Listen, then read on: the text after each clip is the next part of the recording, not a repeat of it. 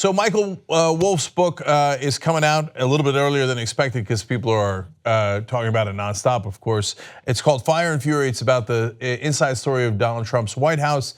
Like the knuckleheads that they are, they just let this reporter come in and sit in there for 18 months during the campaign and then during the White House. And you know how he got in, by the way? He wrote one flattering piece about Donald Trump, and especially on the cover of the magazine, Trump thought he looked good. So he's like, okay, I like this guy. Yeah, let him sit in and hear all the meetings and say you have him talk to all my advisors. What a terrible idea, as usual. So Wolff goes in there in Wolff's clothing and talks to all the different staffers, obviously most famously Steve Bannon, but it is not just about Bannon. When you read the entirety of the comments that are being made, I'm not even going to get to the stuff that was revealed yesterday and all the things about how stupid Donald Trump is and Donald Trump Jr. and Ivanka, etc. that we already talked about yesterday. These are all new comments now. So let's get to it because the overwhelming sense you get from everyone around Donald Trump is they're stunned by how stupid Donald Trump is. So Sam Nunberg, one of his trusted advisors, who yesterday we read you the quote about how he came in and tried to teach Donald Trump the Constitution because Trump doesn't know it at all. And he said he couldn't make it past the Fourth Amendment. His eyes started rolling in the back of his head. And Nunberg apparently at one point said about Trump, quote, he's just a fucking fool. That's a Trump advisor. We're not anywhere near done. Apparently Rupert Murdoch and Trump talk all the time. Murdoch wants to have influence over him. But once he hangs up, Murdoch apparently said about Trump, quote, what a fucking moron. You're beginning to get a sense of how these guys feel just getting started. Here's an excerpt from a piece that Michael Wolff put up on the Hollywood Reporter. For Rex Tillerson, he was a moron. For Gary Cohn, he was dumb as shit. That's his top economic advisor, by the way, saying that about him. For H.R. McMaster, his national security advisor, he was a hopeless idiot. For Steve Bannon, he had lost his mind. So anyone who comes in contact with Donald Trump goes, man, that guy's stupid. That's unbelievable how stupid he is.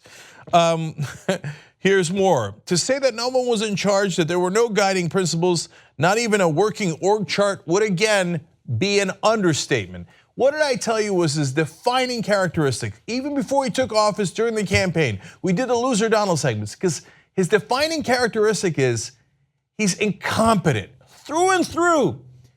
He went bankrupt 6 different times.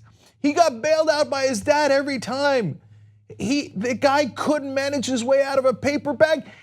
He went bankrupt running a casino. How do you lose money when you're the house? The house always wins, unless you're Donald Trump and you're a fucking moron. So I told you he was stupid. An org chart, he wouldn't know an org chart if it hit him across the face. He'd be like, well, what's an org? Is that in Lord of the Rings? What is that?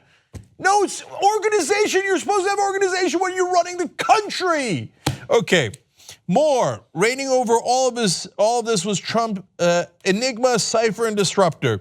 How to get along with Trump, who veered between kind of blissed out pleasure of being in the Oval Office and a deep childish frustration that he couldn't have what he wanted.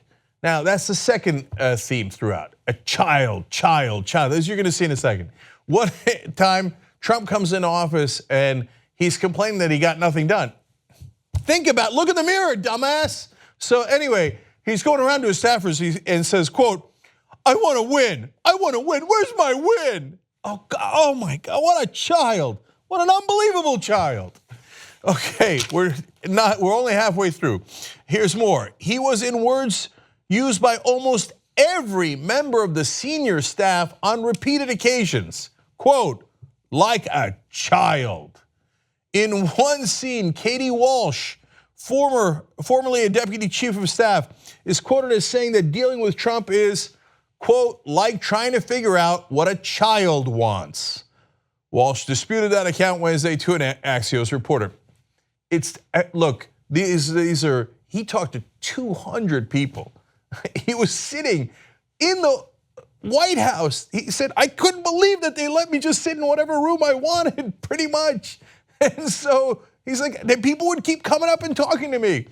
That same Katie Walsh left within a couple of months. And as Michael Wolff correctly points out, in any other administration, if your deputy chief of staff leaves that early, that'd be a huge story. Like, wait, is there chaos and disorder in the White House? Why is this really important person leaving that quickly? You should join the parade.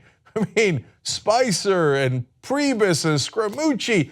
Nobody even remembers Katie Walsh. Who's Katie Walsh? Because the whole place is on fire. It's a dumpster fire. Katie Walsh. So did she think, like almost every senior staffer, that he was like a child? Of course she did. Of course. It's part of the reason why she got the hell out.